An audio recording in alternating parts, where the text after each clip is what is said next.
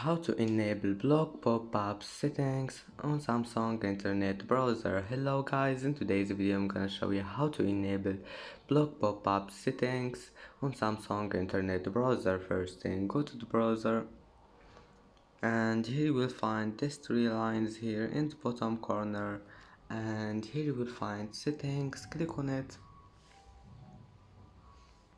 and then click browsing privacy dashboard, and here you will find this one, block pop-ups. Just click on it, and as you see, pop-ups have been enabled, and that's it. Now just go back, and that's it for today's video.